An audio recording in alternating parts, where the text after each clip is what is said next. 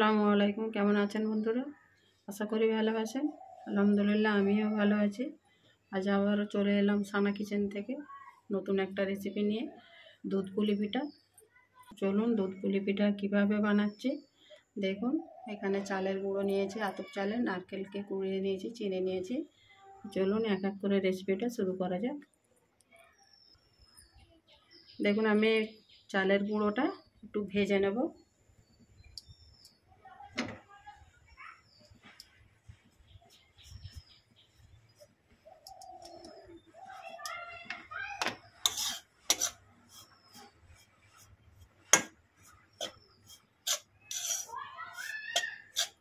একটু ভেজে এই জন্য নিচ্ছি, দুধ পুলি পিঠাটাও ভালো লাগবে। আর যেহেতু আজকেই এটা গুঁড়ানো হয়েছে তো মেঘলা আর আবহাওয়া, একটু রস আছে, তাই একটু আমি আটাটাকে ভেজে নিচ্ছি।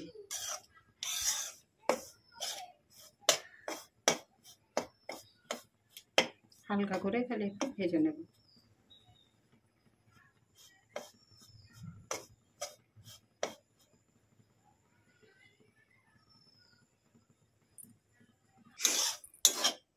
আটাটা ভাজা হয়ে গেছে, এবারে নামিয়ে নেব।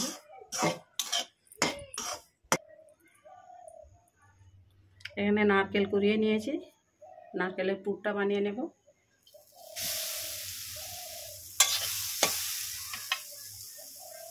চিনি নিয়েছি, এক বাটি দিয়ে দেব।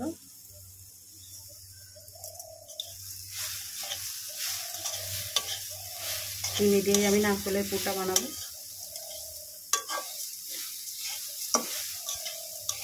গুড়ের পুর আমাদের কেউ পছন্দ করে না, তাই আমি চিনি দিয়েই পুরটা বানাবো লাল লাল করে।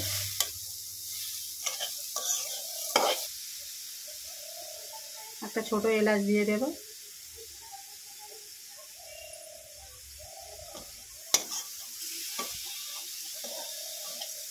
এভাবে নেড়ে চেড়ে আমি নারকেলের পুরটা বানিয়ে নেব। দেখতে থাকুন বন্ধুরা, ভিডিওটা স্কিপ না করে পুরো ভিডিওটা দেখুন। লাইক করবেন একটা, কমেন্ট করবেন একটা।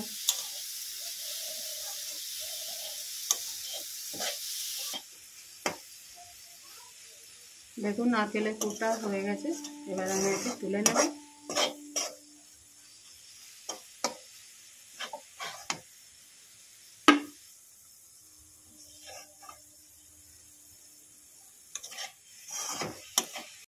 চলুন তাহলে আটার খামিরটা বানিয়ে নেব। এখানে কড়াই আমি জল বসিয়ে দিয়েছি, একটু লবণ দিয়ে দেব। লবণ দিয়ে দেবো একটু, দিয়ে এটাকে ঢেকে ভালো করে ফুটিয়ে নেব জলটাকে।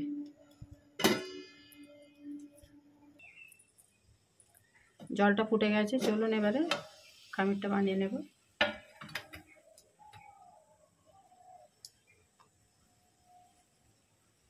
আটা দিয়ে দেব।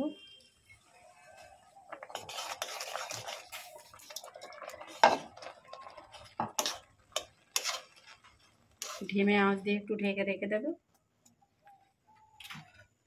5 মিনিট একটু ঢাকা থাক। 5 মিনিট পর ফিরে এলাম।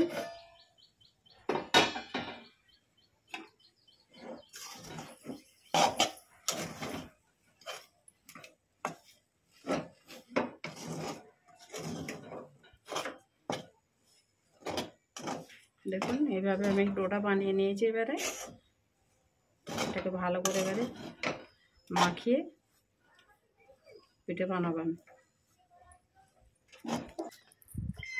দেখুন বন্ধুরা, আমি আটার ডো বানিয়ে কিছু পিঠা এখানে বানিয়ে নিয়েছি। এবারে দেখুন কিভাবে আমি পিঠেগুলো বানাচ্ছি। এরকম ছোট ছোট আমি একটু লেচি কেটে নিয়েছি।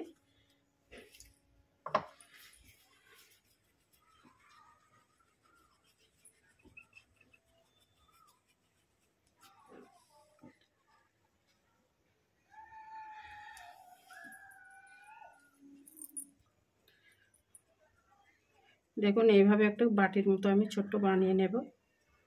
আমি লেচিটা ছোট করেই কেটেছি, পাতলা পাতলা পুলি পিঠেগুলোই খেতে ভালো লাগে, তাই আমি ছোট্ট করে লেচি নিয়েছি। দেখুন বাটিটা আমি বানিয়ে নিয়েছি, এবার এতে পুর দিয়ে দেব।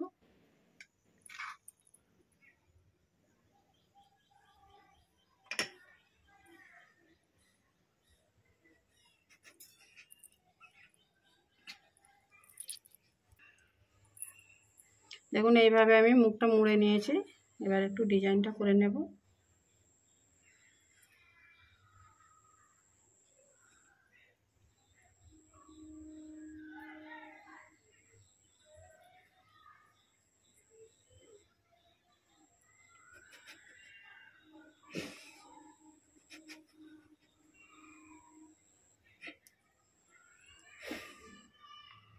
দেখুন এভাবে সব পিঠেগুলো বানিয়ে নিয়ে দেখুন বন্ধুরা, পিঠেগুলো আমার সব বানানো হয়ে গেছে। এবারে একে একে দুধে দিয়ে ফুটিয়ে নেব। তো চলুন তাহলে দুধটা জাল করে নেব। এখানে আমি দুধ বসিয়ে দিয়েছি। দেখুন তেজপাতা দিয়ে দেব, দুটো ছোট এলাচ দিয়ে দেব, চিনি দিয়ে দেব। যেহেতু আমি চিনি দিয়েই পুলি পিঠে বানাচ্ছি, গুড় ব্যবহার করি না এখানে। দুধে চিনি দিয়ে দেব, দিয়ে এটাকে ভালো করে আমি ফুটিয়ে নেব।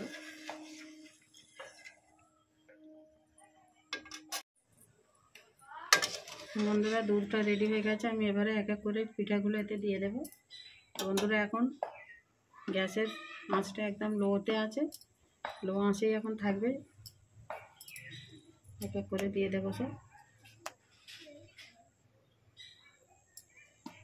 শীতের দিনে দুধ পুলির পিঠার রেসিপি বাড়িতে করবেন, খেয়ে দেখে একটা কমেন্ট করবেন। দেখুন এইভাবে আমি 10 মিনিট ধিমে আঁচে রেখে দেব। দেখুন বন্ধুরা পিঠাগুলো তৈরি হয়ে গেছে আমার। এবার আমি প্লেটে তুলে নেব। গরম গরম পরিবেশন করলে ভালো।